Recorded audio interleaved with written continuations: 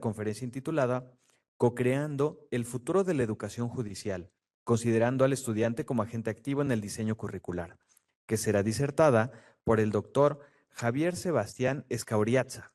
Nos acompaña en esta conferencia la licenciada Yuritza Naí Mendoza Romero, a quienes recibimos con un fuerte aplauso.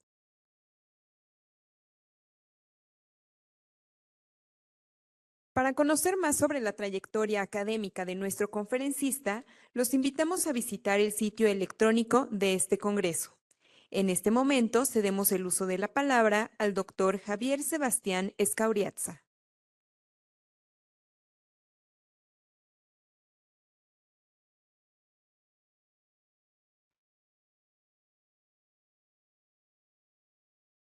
Bueno, buenos días. Yo soy Javier Escauriaza. Muchas gracias por la invitación. Es la segunda vez que vengo a Toluca. Digo, nomás para de introducción. Yo soy mexicano, pero soy británico. Yo nací en Coatzacoalcos, Veracruz. Pero con 9 años me llevaron a Inglaterra y me crecí como inglés. Así que voy a presentar en español, pero a veces se me olvidan las palabras. Así que paciencia. Me interesa mucho el derecho penal. Doy clases en la Universidad de Nottingham, que es una universidad en Inglaterra. También me interesa mucho el derecho internacional, y cuando el derecho internacional y el derecho penal, pues como se mezclan. Y ahorita con varias guerras que están sucediendo en todo el mundo, pues hay mucha actividad en ese campo de estudios. Estoy escribiendo un libro sobre la posguerra española y los refugiados que vinieron de España aquí a México. México fue uno de los únicos países que no le dio la espalda a la República Española, y uno de los gran mexicanos en esa labor fue Isidro Fabela, que es pues, uno de los gran mexiquenses de este estado. Entonces también estoy colaborando con la Escuela Judicial, el Centro de Investigaciones, en ese tema. Pues gracias al general Jaime, gracias por estar aquí, por la invitación, y al presidente Ricardo, que no puede estar con nosotros, y a todos mis colegas también por venir. Bueno, ¿cómo le hago para que no me vea yo mismo ahí? Ok, bueno, ahí, eso es lo que quería yo ver. El tema que me dieron es un tema muy interesante. Es interesante, co-crear el futuro, pues ya desde ese principio es interesante, de la educación judicial, y considerando a ustedes, a los estudiantes, como ¿cómo le dicen? Un agente activo en el diseño curricular. Debo decir que no es un tema que yo había pensado mucho sobre esto. O sea, obviamente soy docente ahí en la Universidad de Nottingham, en Inglaterra, pero tuve que realmente ponerme a leer y a pensar, porque es un problema. Esto lo que nos da es una oportunidad de pensar, pero lo que voy a presentar es no soluciones. Yo no tengo soluciones, solo salen más preguntas, y yo creo que realmente lo que necesitaríamos, que estábamos comentando con Yuritza, es pues mesas de trabajo incluyendo a estudiantes para luego ir viendo cómo queremos en México, en sus respectivas universidades, crear un futuro donde el estudiante se sienta parte de el currículo, el diseño curricular. Yo no sé, pero lo que voy a hacer es abrir el campo, sacar muchas preguntas y también unas dudas, porque hemos hablado también mucho de la inteligencia artificial y cosas así, y yo tengo ciertas dudas al respecto. Entonces voy a poner ciertos posicionamientos, no negativos, pero pues sí unos bemoles ahí, y enfatizar esa parte, porque yo creo que el futuro de la educación judicial tiene que reflejar el pasado, tiene que reflejar la historia y los conocimientos locales, ¿no? Entonces espero que eso también se transmita. Vamos a empezar con pues una exploración de la idea de educación judicial. ¿Qué es eso? Realmente, ¿qué es la educación judicial? Y luego vamos a ver cuál sería un objetivo de la educación judicial. Las preguntas que surgen aquí todas están entrelazadas. Me voy a apoyar un poquito en el sistema inglés porque pues no conozco el sistema mexicano. Entonces, por lo menos aprenderemos un poco y veremos junto lo que están diciendo, por ejemplo, el Colegio Judicial Inglés, qué dice del futuro. No es tan diferente de lo que estamos hablando aquí. Realmente esta es una conversación global. Y luego vamos a ver este nuevo modelo pedagógico, si quieres, se llama Students as Partners, es la estudiante como un socio. Interesante, hay gente que está trabajando sobre esto, hay modelos en diferentes universidades donde queremos poner el estudiante en el centro de varias cosas, pero obviamente trae muchos problemas eso también. Entonces vamos a ver juntos, a través de un ejercicio que vamos a hacer juntos, van a usar sus teléfonos móviles, si nos deja la tecnología. Y luego vamos a, esa es la, perdón, el tercer punto, pensando juntos, qué es una buena juez, qué es un buen juez, vamos a hacer eso todo junto. Y luego entramos en el tema de la inteligencia artificial. Yo voy a presentar pues, una vista algo negativa o pesimista. No porque yo tenga la razón, pero porque es importante ver ambos lados de las cosas y no irnos con la finta. No porque nos digan que la tecnología nos va a resolver todo, nos vamos con esa finta, ¿no? Entonces yo creo que no estoy seguro en ciertas cosas y luego vamos a concluir. Entonces aquí empieza el contenido de la ponencia, ¿no? Primero, ¿para quién es la educación judicial? Entonces es una pregunta sencilla, pero existen diferentes respuestas. Podría ser para los jueces y magistrados. Podría ser para los que quieren ser jueces y magistrados. Para los que trabajan con los jueces y magistrados. Para los que quieren trabajar con jueces y magistrados. Ya son 4 diferentes vías estudiantiles. O podríamos decir que es para todos. Para la sociedad, para el público, para Toluca, como tú quieres, algo más grande. Y la respuesta que tú tengas en tu mente cuando piensas en la educación judicial va a afectar cómo piensas en los cambios que deben de haber. Entonces, desde un principio, quiero básicamente introducir una complejidad. Depende. Si estamos pensando nada más en un juez que tiene que aprender lo último de la ley tributaria, ok. Pero esa es solamente una parte de lo que podríamos entender como educación judicial. Entonces, ¿cómo activar a los estudiantes? Esa pregunta también depende de todo lo que estamos diciendo ahí.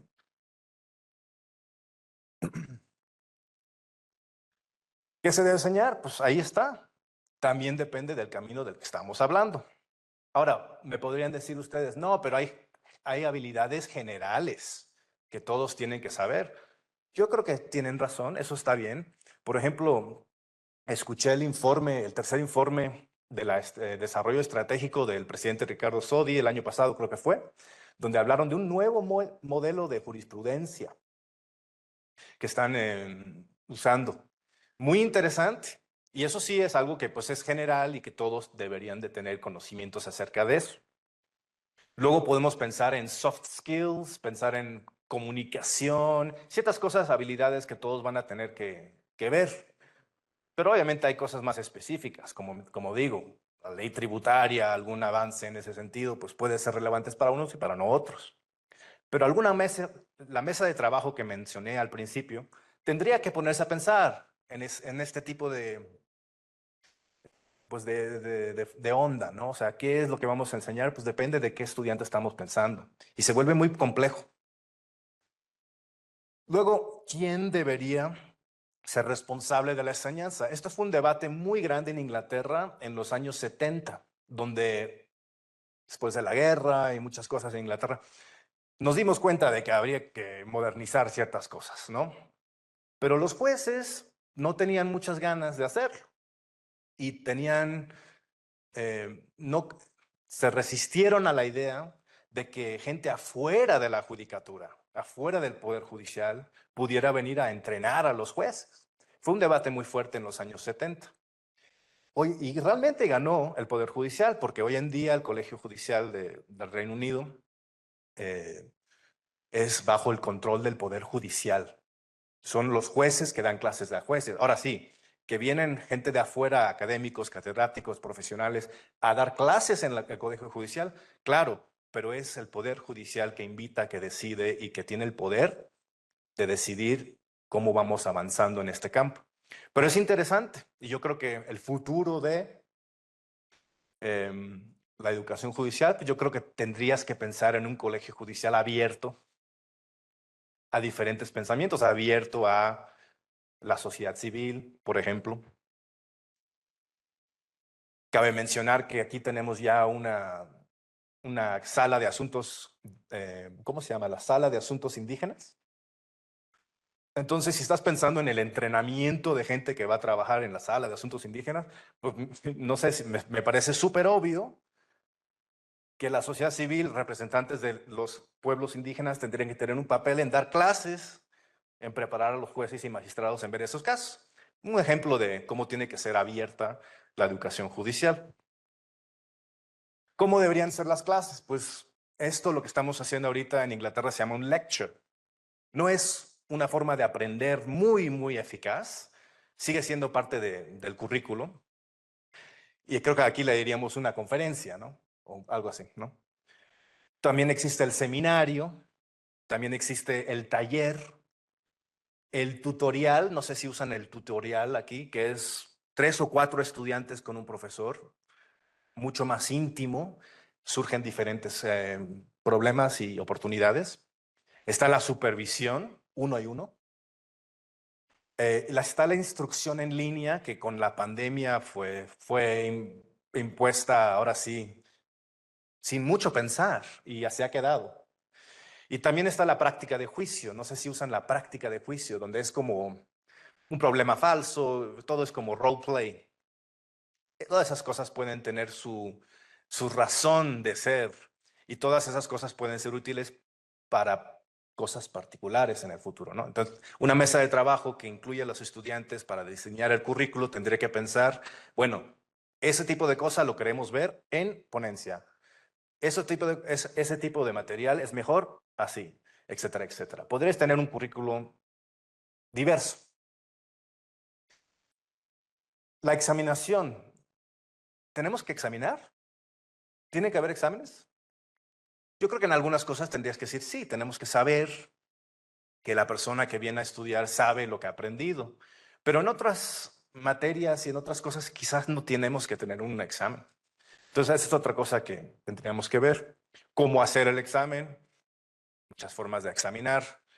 La que me gusta menos es la examinación oral, o sea, un examen donde el profesor te pregunta y tú tienes que responder ahí sentado frente a él o ella.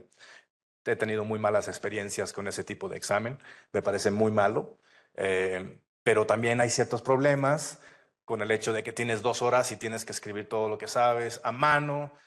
Podemos hacerlo con computadora, luego entran los problemas de, bueno, pues la computadora me lleva al internet. Entonces hay mucho que ver en cada uno de estos puntos, y no puedo dar una respuesta, pero una mesa de trabajo en el currículo tendría que ver estas cosas y alinearlas con respecto a las respuestas que dan en los otros puntos. O sea, es un trabajo muy grande y muy complejo. Y al final, ¿por qué es grande y complejo? Y también es importante porque el sistema normativo más importante de cualquier sociedad es la ley, el derecho. Entonces hay una responsabilidad social en todo esto. No estamos hablando de historia del arte. Nos puede gustar la historia del arte, a mí me gusta mucho, pero no tiene el impacto en la sociedad como tiene la ley, el derecho y la gente que trabaja en ese sistema social. Entonces, todo lo que queramos hacer a través del diseño curricular, todos los experimentos que queramos ver, toda la innovación, todo eso tiene que estar como pensado en base a que esto no es más que algo muy importante para la sociedad. Entonces, tiene que haber una mentalidad de responsabilidad ahí.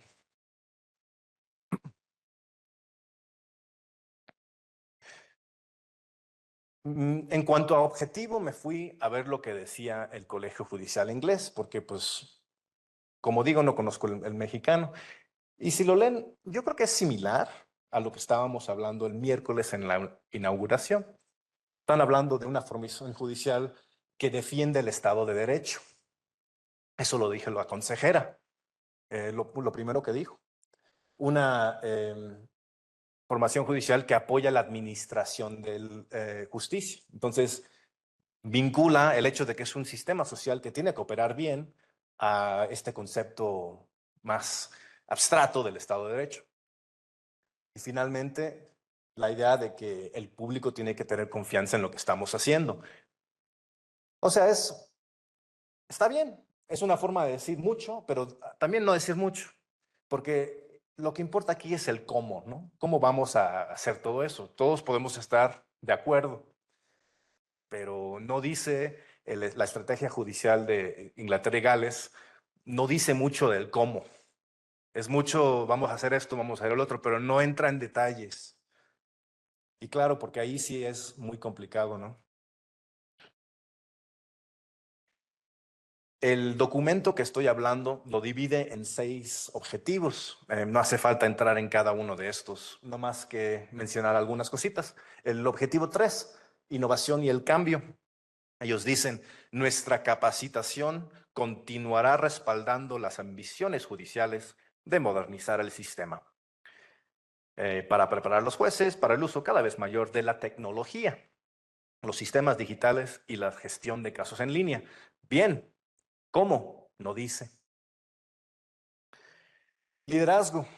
Brindaremos capacitación esencial a los magistrados en una posición de liderazgo, ¿ok? Y cuando corresponda a sus adjuntos, para incluir su papel como líder, cómo abordar las cuestiones de manera justa, la diversidad y la inclusión, garantizar que todos los procesos para los cuales tienen competencias sean transparentes y juntos. Bien, me parece bien. ¿Cómo? No dice. Entonces, todo el documento es un poco abstracto en ese sentido, se puede criticar. No entra en detalles, se lee muy bien, it's very nice, pero ¿cómo? No dice nada. La última en esta página, objetivo 5, diríamos, apertura al exterior, apoyar y colaborar con los poderes judiciales a nivel mundial, promoverá y fortalecerá el Estado de Derecho, ¿ok? Facilitaremos oportunidades de participación internacional para que los jueces compartan conocimientos y mejores prácticas con jurisdicciones de todo el mundo. No menciona cuáles ni cómo, pero pues podamos estar a favor de la idea de que el derecho comparativo es una súper herramienta. Ver cómo México y la ley mexicana resuelva ciertas cosas es muy importante para un juez inglés, también para un estadounidense. O sea, tenemos que pensar que el derecho es una forma de hacer las cosas que surge de la sociedad misma. Entonces, los mismos problemas que tenemos en Alemania, en Inglaterra y aquí, se resuelven de manera distinta. Y es bueno ser parte de esas discusiones de por qué ustedes hacen eso. En la última que estuve yo fue una de Corea. Los coreanos tienen una forma de hacer cosas muy diferentes a nosotros. Y cuando les preguntas por qué, muchas veces no hay una razón, simplemente así es. Es muy difícil. Pero bueno, les invito, si quieren, está en inglés, pero si quieren ver el documento, al final hay una bibliografía, échenle una vista para ver si les convence lo que dice el Colegio Judicial de Inglaterra y Gales. Yo tengo mis dudas, está bien, pero no entra en detalles, la verdad. Esto está vinculado a lo que dije antes. Una de las cosas del Colegio Judicial Inglés es que nosotros vamos a ser los responsables de hacerlo todo. Los principios de la Organización Internacional para la Formación Judicial, que es un grupo de colegios judiciales, dicen que para preservar la independencia judicial, el Poder Judicial y las instituciones de formación judicial deben ser las responsables. Eso es muy importante en el contexto mexicano, por razones que ya están habladas y ya sabemos por qué, pero es absolutamente fundamental que el Poder Judicial tenga un rol y ¿cómo decir? Pues es una responsabilidad pesada en lo que es la formación de jueces, tiene que ser.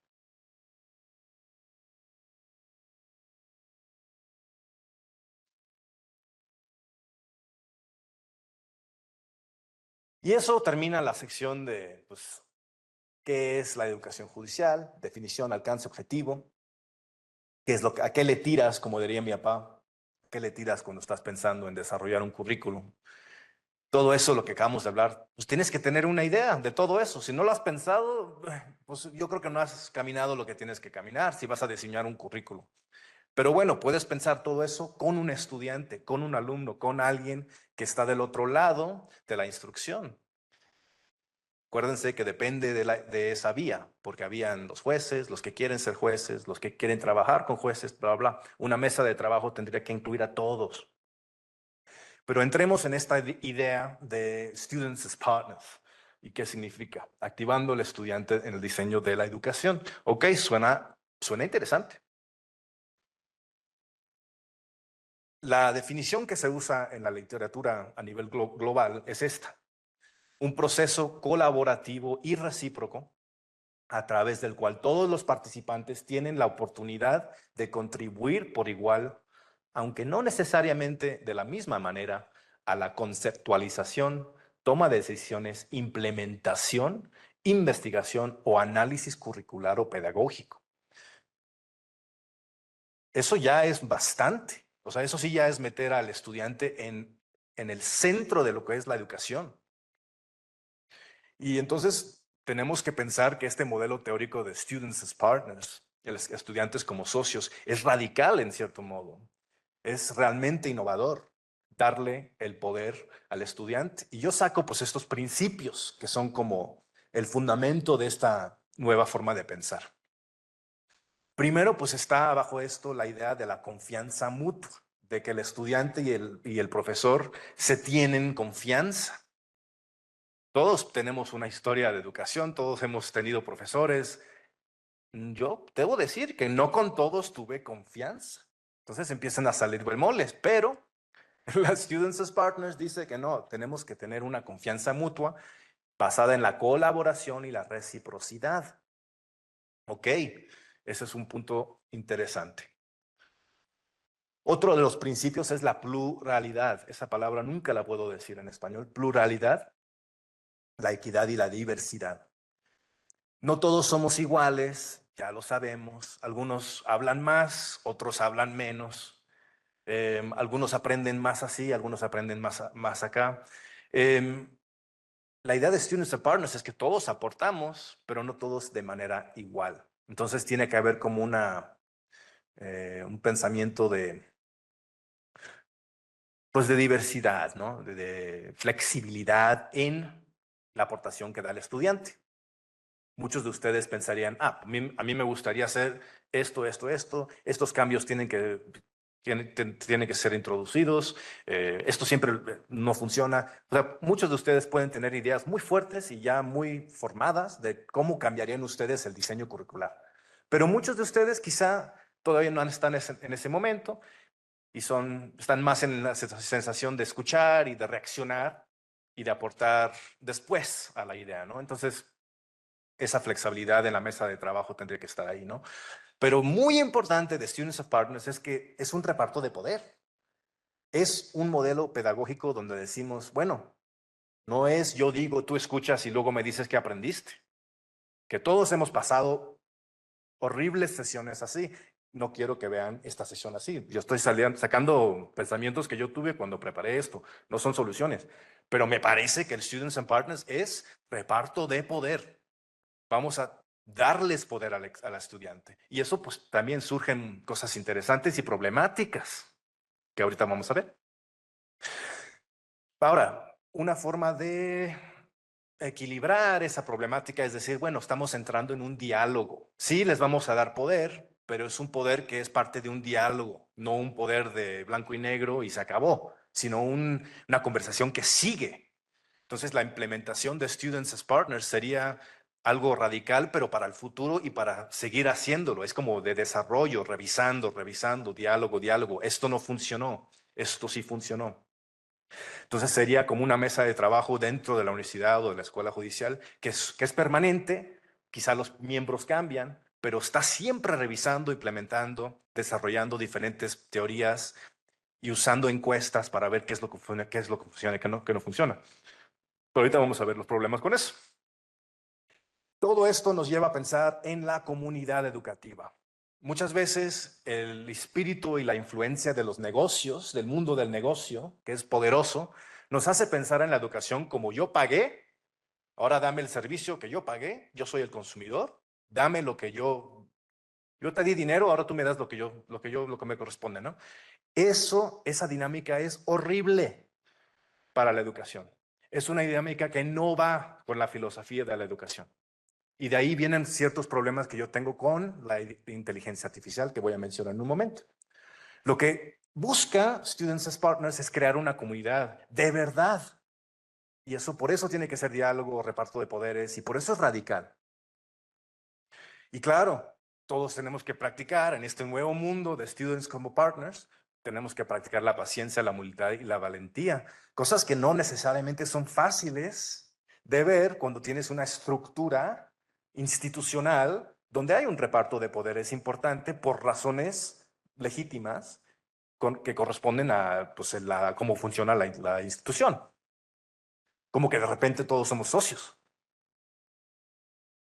Pero eso es básicamente la idea de estudiantes como socios. Son principios que se supone que van a introducir nuevos mecanismos y procesos en nuestra educación y en nuestra comunidad. Pero el estudio de Boyle se empezaron a ver y a hacer encuestas, entrevistas, y salen bemoles y cosas interesantes. Uno de los profesores dijo, empiezas a pensar más en términos de colega que de estudiante. Lo que no quieres hacer del todo cuando todavía estás calificando sus exámenes. Claro. Y teniendo que aprobar sus solicitudes de prórrogas de tiempo, que todos hemos tenido. Hay una distancia adecuada que debes mantener para asegurarte de ser justo y con todos. Esa es la verdad. Todos los profesores hemos tenido acercamientos o relaciones con estudiantes que son más fáciles porque pues ellos son buenos, entienden, tienen una pasión por el tema, trabajan mucho. Y otros estudiantes que quizá no hablan tanto y no están tan seguros. Entonces, ¿cómo tener un socio? Dices, no, pues me asocio con esta persona que entiende y esta persona pues no me asocio tanto. Entonces surgen vulnerabilidades y problemas desde la práctica, ¿no? Desde la idea. Otro profesor dijo, lo que no queremos hacer es abrir la caja de Pandora tanto para el personal como para el estudiante. Creo que la clave en este sentido es gestionar las expectativas de los estudiantes al respecto, pero también brindar al personal orientación suficiente. Yo creo que esto nos responde a la idea de que es súper complicado la idea de movernos hacia un modelo donde todos somos socios, porque hay gente vulnerable de ambos lados. Entonces, quizás muchas veces esta teoría de estudiantes como socios puede ser muy ideal, ¿no? Idealist. Lo real tiende a complicar las cosas. Pero es un estudio muy interesante que aparece en la bibliografía y les recomiendo que le echen un vistazo. Cualquiera que vaya a ser involucrado en esta mesa de trabajo ficcional que estoy hablando, ¿no? Come on. Otras dudas, otras cosas. ¿Cómo que colaborar? El estudiante paga para aprender lo que no sabe. Se trata de un servicio, proveedor y consumidor. Ya tocamos el tema. Creo que eso es un poco reductivo, un poco simple, un poco tonto, la verdad. Es un poco como que no tiene la valentía necesaria para cambiar y para ver el futuro distinto, ¿no? Aún así, hay una cierta verdad. Es verdad que alguien tiene que pagar para la educación, ¿no? La educación cuesta. Si no van a pagar todos los atribuyentes del país, o sea, si no va a ser algo completamente público, pues tiene que haber algo privado. Complejas las cosas. En Inglaterra tenemos un enorme problema con las finanzas de las universidades ahorita. ¿Por qué? Porque desde hace 20 años, un poquito menos, el sistema se volvió muy privado. Entonces el estudiante es el que tiene que pagar todo y las universidades dependen de estudiantes para hacer los trabajos que tiene que hacer. Y ahorita muchas de las más chicas, digamos, están en problemas. Introduce esta dinámica de comercio, de business, de consumidor y de proveedor. Otra pregunta puede ser, pues no todos están al nivel. Ya mencioné esto, la idea de que uno es muy bueno y saca 10, ese sí puede colaborar, otro no, y eso pues nos lleva a diferentes puntos de vista. Pero también es verdad, ¿no? O sea, tenemos que ver que si va a haber estudiantes diseñando el currículo, quizá todos pueden hacer cosas distintas, no todos tienen que tener el mismo papel. Tercer punto, el examen también lo proponen ellos, pues también es un poco no serio, pero ¿por qué no? Quizá no ponen la pregunta, pero pueden poner el mecanismo. Oye, este examen nos gustaría verlo a través de un juicio de práctica. Un role play, ¿no? Por ejemplo, no, queremos que la institución cambie y que no todos los exámenes sean igual. Queremos tener más variedad en cómo se hacen los exámenes. Pues, ¿por qué no? Cuarto punto, profesores son vulnerables. Obviamente ya, bueno, es muy demostrado que el estudiante por general es más respetuoso con un profesor que es masculino, que es un hombre, que con a veces las mujeres. Esto es un problema global. El estudiante puede ser muy brusco y muy, o sea, actuar de forma incorrecta cuando llega a ser con una doctora que con un doctor. Y esas cosas solo se van a aumentar si de repente somos todos socios. Entonces tiene que haber un vistazo con la vulnerabilidad del personal y de los que dan clases también. Esa es una responsabilidad de la institución.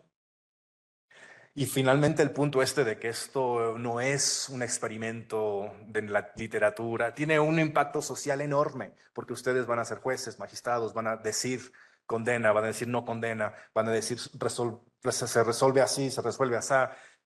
Cosas importantes para el sistema, ¿no? Muy importantes. Como dije, el sistema normativo más importante de la sociedad es la ley.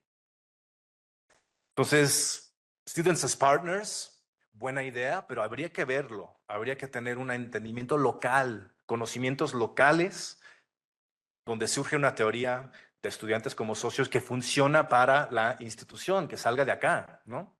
O de cualquier institución que estemos hablando. Ahora viene la práctica, ¿no? Está muy bien hablar de estudiantes como socios. A ver, vamos a practicarlo. ¿Qué es lo que piensa el estudiante y mis colegas aquí también? Quiero que se introduzcan en sus teléfonos menti.com. Si no funciona, le voy a echar la culpa a la tecnología, pero bueno, vamos a intentarlo. Menti.com. Cuando entran en esa página, deberían de introducir estos números: 2323-6868. ¿Perdón? Ah, bueno, ya ves, yo soy tecnófobo, no sé. Entonces, ahí lo que tienen que hacer es meter 3 palabras que les vienen a la cabeza cuando piensan en un buen juez o una buena juez. Y les iramos al equipo, le digo, si le damos un minuto, dales un ratito, y luego si haces clic en resultados, lógicamente, la teoría dice que deberíamos ver los resultados. Vamos a ver si funciona. Les damos unos 30 segundos, ¿no? Las palabras que les vengan a la cabeza cuando piensan en un buen juez o una buena juez. O magistrado, ¿no? No quería hacer la pregunta muy larga. Y no pongan mi amigo Pablo, ¿no? Hola. Ok. ¿Me pueden alzar la mano si ya lo hicieron y si se pudo? Sí se pudo. O sea, ya tenemos varias respuestas. No sé si el personal, equipo técnico me podría ayudar con clic en resultados para ver qué sale, ¿no? Para ver qué hay.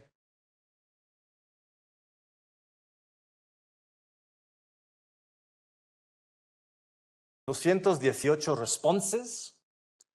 No sé si se puede hacer más grande porque está chiquito, pero salen ciertas palabras. Y las más grandes sale imparcial, sale justo, sale justicia, honesto, orden, responsabilidad, inteligencia, cumplimiento de la ley.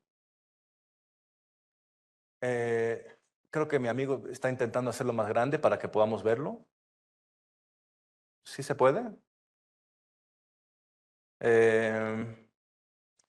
No puedo leer las chiquitas y es más interesante las chiquitas quizás. Ahí es donde aparecen los nombres de los colegas, ¿no? Mi cuate Pablo, super juez. No se ve.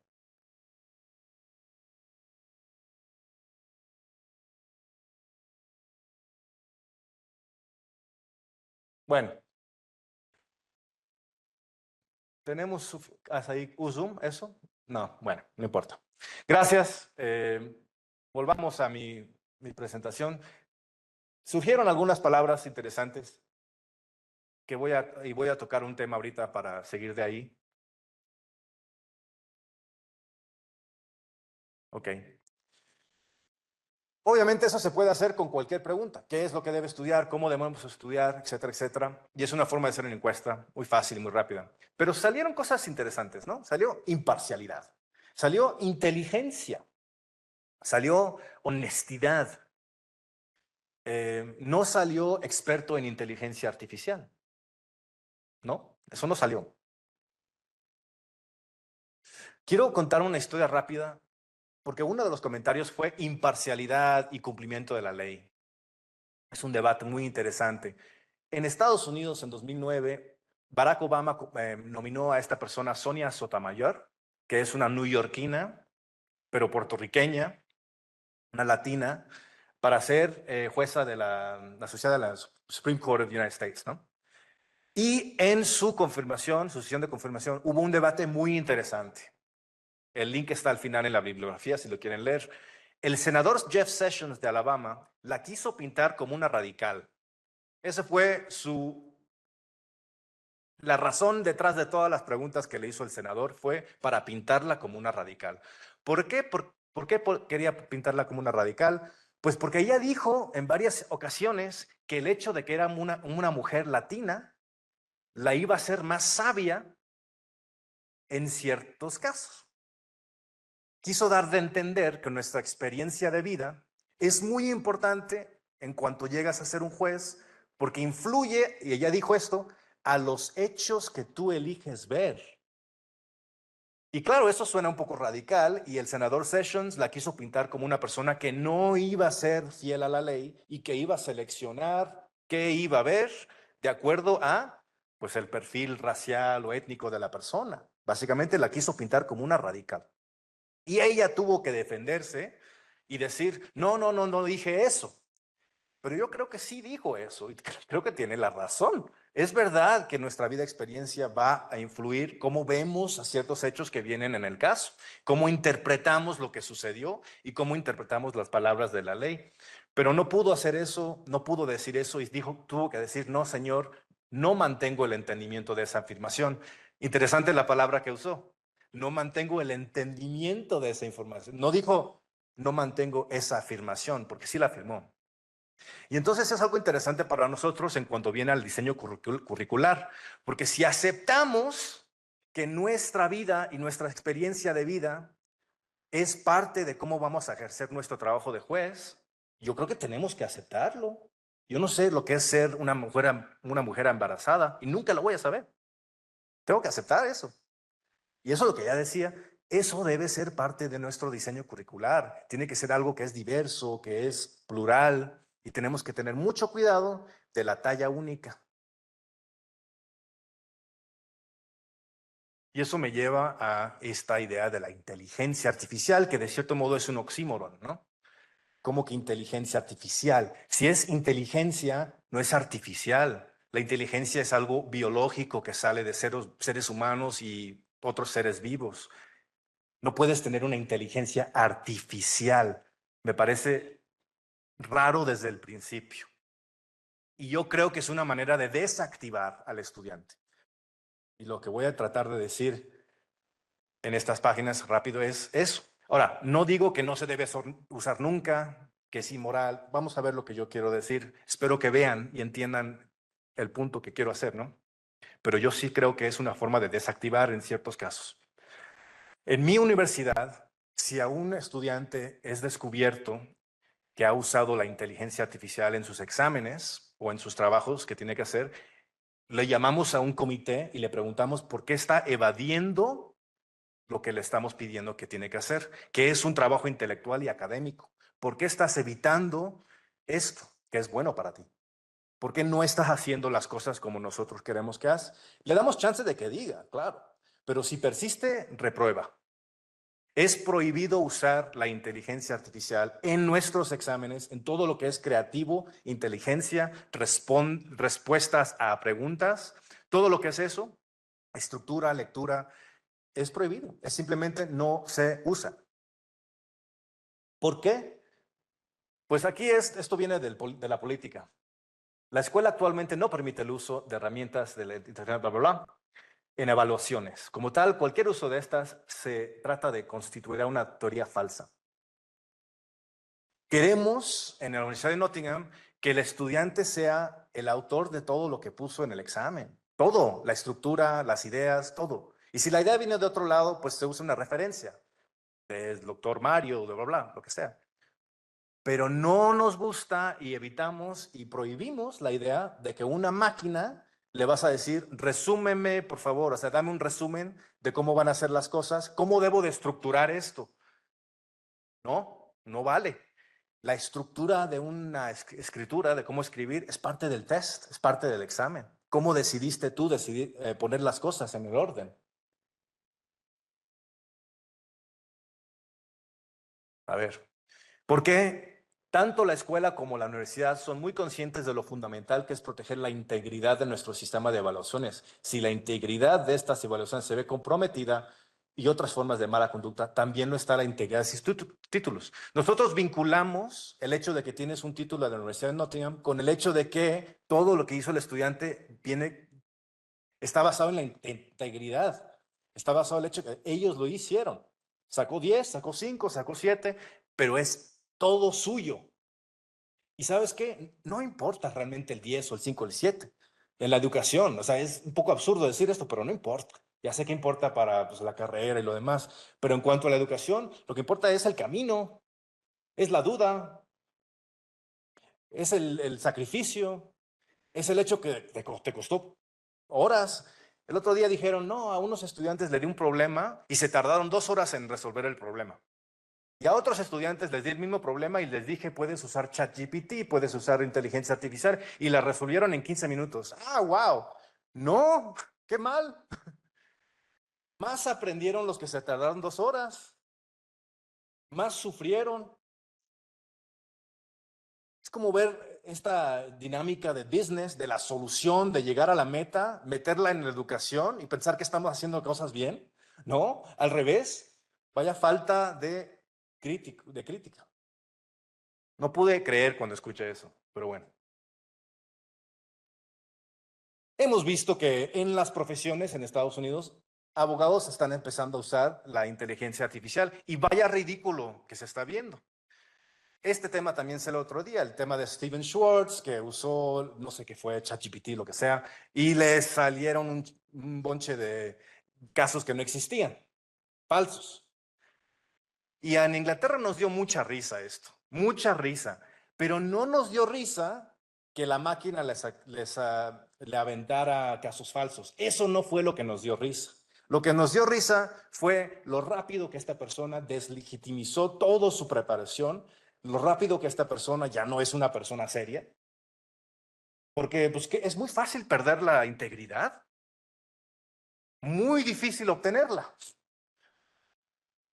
Uno dura años y en 2 patadas el nombre Steven Schwartz conocido como una persona que cometió un error tan grave que fue considerado por sanciones. ¿Por qué un juez sancionaría? Fíjense que no estamos hablando de algo que, ay, pobrecito, nos reímos, ve, sigue. Sanciones, porque esto va al corazón del Estado de Derecho. Esto es el sistema social, estás jugando con algo muy importante. Entonces, no fue un error así de, jajaja, si hubiera usado la máquina mejor, hubiera podido hacer el trabajo bien. No, el problema no fue eso. El problema fue un problema más profundo. Fue un problema de integridad. Y luego, pues muchas compañías gringas nos dicen, restan 10 minutos, ya voy acabando. Pero es muy importante, yo creo que diga todo esto, que nos digan, mira, tenemos estos programas de inteligencia artificial, les cuesta $50,000, pero se van a quedar atrás. Si no nos compran los programas de inteligencia artificial, pues perdón, pero no va. No me voy a, ¿cómo que quedarme atrás? ¿Qué estás hablando? La educación es leer, pensar, discutir, debatir. Y no hace falta que una máquina me diga qué es lo que tengo que leer, qué es lo... Tantos problemas surgen con la inteligencia artificial. Así que no, no voy a entrar en esa dinámica. Es una posición que tengo yo. Yo creo que la inteligencia artificial se puede usar en ciertas cosas, claro, las cosas ordinarias, de contar, sumar, claro, está bien. Pero si estamos hablando de la lectura, la escritura, cómo escribir, cómo investigar, lo que es desarrollar el sacrificio y la resistencia, la duda, abrazar la duda. La inteligencia artificial es todo lo contrario, es darte la seguridad de que tienes la respuesta. Entonces yo creo que es un atajo contraproducente y no sé si se dice autolesivo, o sea, te hace daño, desactiva. No todo lo que es atajo es bueno. ¿Tú crees que la inteligencia artificial nos podría escribir una película de Hollywood? Pues sí. ¿Tú crees que una inteligencia artificial nos puede arreglar la voz cuando un cantante canta en un corrido de estos que son muy populares? Para que Peso Pluma suene diferente, pues no sé, igual y sí puede, ¿no? ¿Queremos que lo haga? ¿Debe de hacerlo? Pues no. ¿Por qué la educación judicial está bien? Si es mucho más importante. No. Conclusión, he dado una muy pesimista punto de vista, negativo, para equilibrar la celebración del futurismo, que yo creo que es muy problemático. Entonces, ¿es posible buscar un equilibrio? Claro que es posible, pero solo si nos damos cuenta de lo mal que nos puede llevar este camino. Y esta mesa de trabajo que mencioné al principio, que va a pensar en el currículo, el diseño curricular, tiene que saber que sí, la política de la inteligencia artificial en ciertas formas, y tiene que haber un acuerdo entre los profesores y los estudiantes, cómo vamos a usar esta herramienta. Lo que no deben hacer es lo que se dijo el otro día, de que si quieres sacar un 10, usa la inteligencia artificial, te va a dar toda la estructura, tú nomás lo pules un poco, le pones aquí y luego y es un 10. Vaya forma de destruir la capacidad humana. Estoy en contra, creo que se puede usar, no sé exactamente cómo, pero desde luego nosotros en Nottingham no la usamos para todo lo que es creativo, lo que es realmente tu educación. No dejes que te la quite una compañía. Esa es la conclusión. Bueno, ya.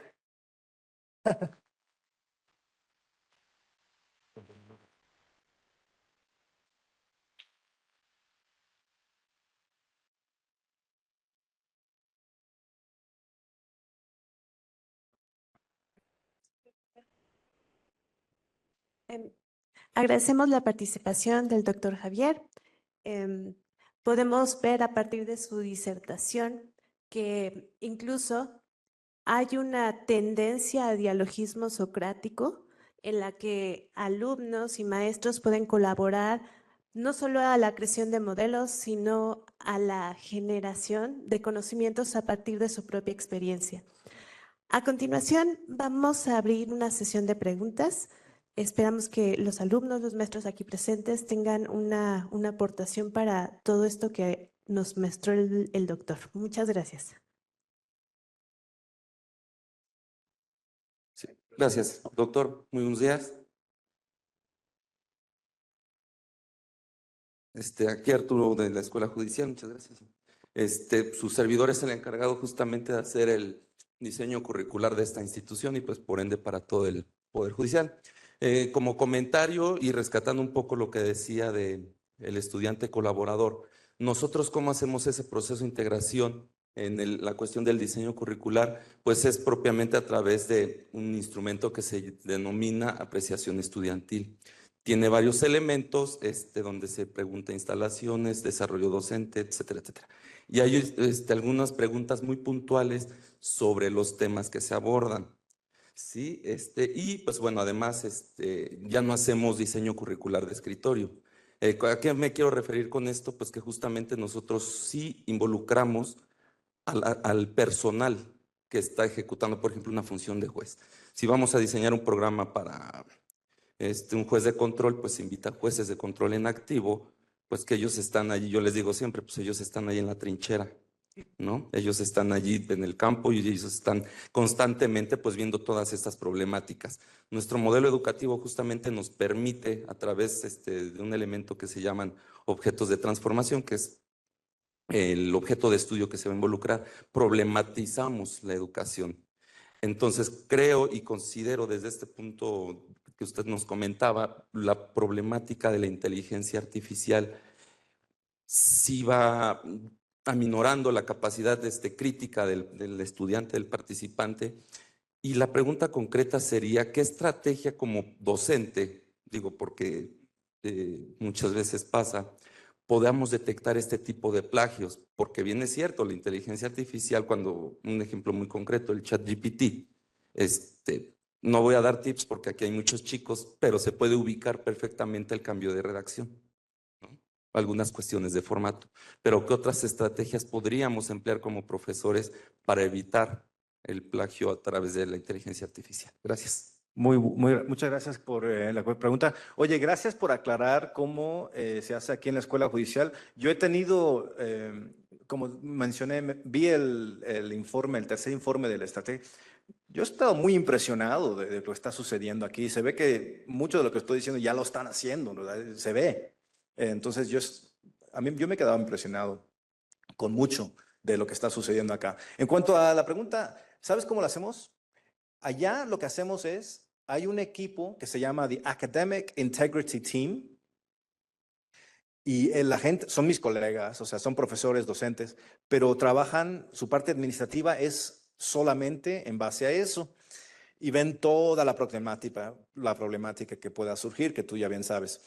Y es muy difícil, puedes usar Turnitin, que es una software, pero realmente viene de la experiencia, de ver miles de ensayos cada año y les gusta. Esta es la otra cosa.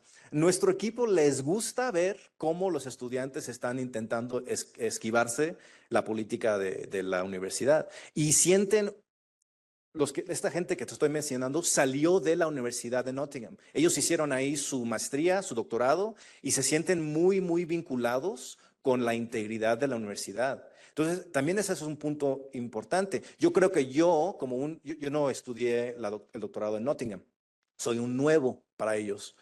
Y yo creo que haría ese trabajo de manera distinta. Simplemente, para ser honesto, me importaría menos a lo que les importa a ellos. Ellos están tan metidos en esto y ven todo lo último en cuanto es qué está surgiendo, que bla, bla, bla. Entonces, es una estrategia basada en la experiencia humana y en el querer, la motivación de asegurarse que la integridad de la universidad se mantenga y de la escuela de derecho, más bien diría yo, se mantenga. Eso es lo único que puedes hacer, porque tienes que cada año ver que salen cosas nuevas.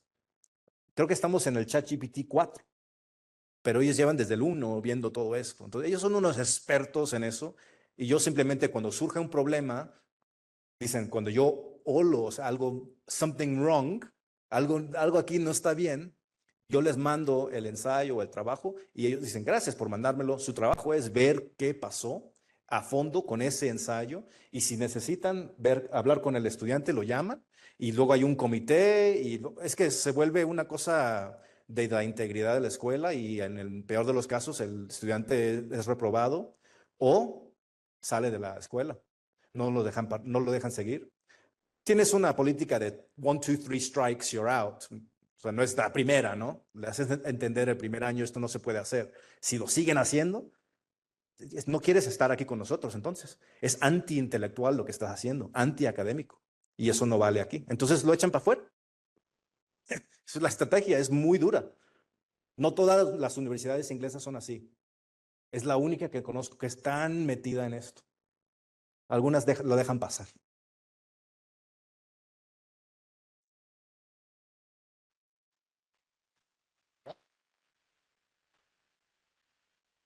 Por favor, la siguiente pregunta. ¿Qué tal, doctor? Muy buenos días. Hola, buenas. Emanuel Cristian González, docente de una escuela que está aquí participando y postulante. Me encuentro actualmente litigando. Si bien es cierto, la inteligencia artificial es un tema muy, muy actual. Sin embargo, dentro del campo del litigio tenemos una parte muy importante que desgraciadamente todos y cada uno de los que litigamos sabemos perfectamente bien que todos y cada uno de los asuntos son similares y muy parecidos, pero ninguno es igual.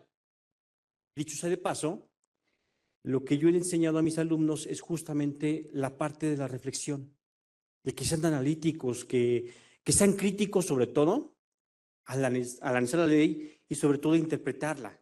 Y creo que ahí en esta parte, desafortunadamente, la inteligencia artificial no nos puede dar un resultado como tal. Si bien es cierto, como con lo que usted argumenta en la ponencia, también difiere en algún momento con lo que es el resultado que nos puede arrojar la inteligencia artificial, porque de verdad, de este lado, si bien es cierto, la Escuela Judicial tiene una postura muy firme en la tecnología y que pues aplaude. Sin embargo, de este lado, como postulante, pues diferimos mucho porque la verdad es que también nosotros batallamos día a día en los argumentos, en ingresar una promoción al juzgado y que el mismo juzgado, incluso como juez, nos diga no al lugar, cuando incluso por la carga de trabajo, por muchos factores, no tenemos una certeza incluso de lo que se está comentando porque no se lee.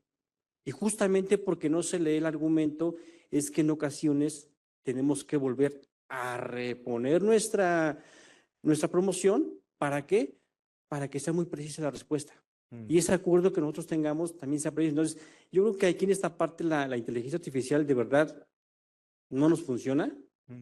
¿Por qué? Porque no estamos haciendo uso de nuestro pensamiento, no estamos haciendo uso de la ley y sobre todo no le estamos interpretando de acuerdo a lo que nos quiere dar. Entonces, si bien es cierto, repito, la inteligencia artificial sí es muy remontante en este tema actual, pero desgraciadamente creo que la justicia, no por ser actual, deja de ser arcaica.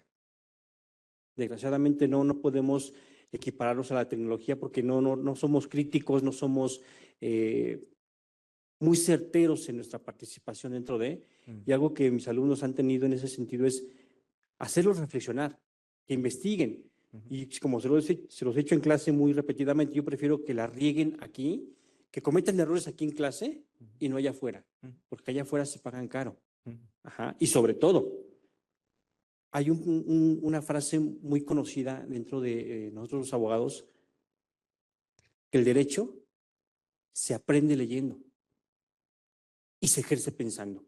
Y en esto, la inteligencia artificial no tiene cabida. ¿Es cuánto? Sí, de acuerdo.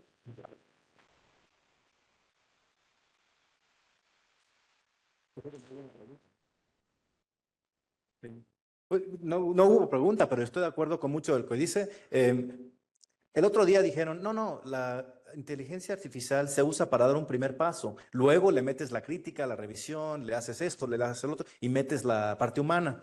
Ok, pero ¿cómo sabes si todo lo que tú has hecho en tu educación es meter prompts? ¿Cómo sabes que está bien? O sea, cuando me dices ahora tengo que ser crítico, ok, ¿y eso cómo lo hago? Pregúntale a la máquina. No va por ahí. Entonces, uno solo puede leer, no puede leer más rápido de lo que cuesta leer. Estoy de acuerdo. No puedes pensar más rápido o mejor que lo que debe hacer uno y con los compañeros y lo demás. Hay muchas cosas que no se pueden avanzar. Entonces, yo estoy a favor del uso de la inteligencia artificial si se piensa bien en qué es lo que nos está ayudando a hacer, ¿no? Pero si está reemplazando, como tú bien dices, la parte crítica y la parte... Nos vamos a la ruina, la verdad. Lo más importante es ser como Isidro Fabela. No llegué al final porque se me acabó. Pero Isidro Fabela es quizás el jurista más importante afuera de México. O sea, reconocido afuera de México, hay muy pocos a ese nivel. De hecho, yo diría que es el más importante. Llegó a ser juez en la Corte Internacional Judicial de La Haya, mexiquense, de, no sé, Atlacomulco, por ahí. ¿Por qué fue alguien que respetaron tanto afuera de México? Por su honestidad, sus conocimientos y por el hecho de que le dijo al poder lo que él pensaba. Cuando los británicos, cuando los franceses, cuando todos alzaban la mano y se echaban para atrás, fue Fabela y ese equipo de abogados mexicanos, incluyendo Luis y Rodríguez, Gilberto Bosques, ellos fueron los que dijeron, lo que están haciendo está mal. Eso viene de un poder, espíritu, que solo viene con sacrificio y saber que lo que estás diciendo tiene autoridad. Y la autoridad solo viene del tiempo, sacrificio y duda, crítica. La autoridad no viene porque tú llegaste en 15 minutos y otro llegó en 1 hora y 20. El otro va a tener más autoridad para mí porque sufrió. Entonces, seamos como Favela, busquemos la autoridad, la sabiduría, el sufrimiento, la duda. Esas cosas son buenas. Claro, luego tenemos que pensar cómo avanzamos y modernizamos y cómo equilibramos estas nuevas tecnologías, pero no olvidemos eso. No, estoy totalmente de acuerdo con lo que dijo y no tengo nada más que añadir. Yo creo que todos ya dimos, ya atacamos a la inteligencia artificial suficiente y no tengo más que decir sobre eso. Okay. Hemos cerrado la sesión de preguntas, entonces damos por terminada la participación del doctor. Le agradezco mucho, la Escuela Judicial le agradece muchísimo. Y aquí seguimos, chicos. Muchas gracias.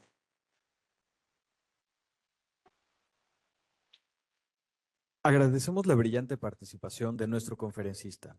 A continuación, la licenciada Yuritza Anaí Mendoza Romero hace entrega de un merecido reconocimiento al doctor Javier Sebastián Escauriaza por su destacada participación.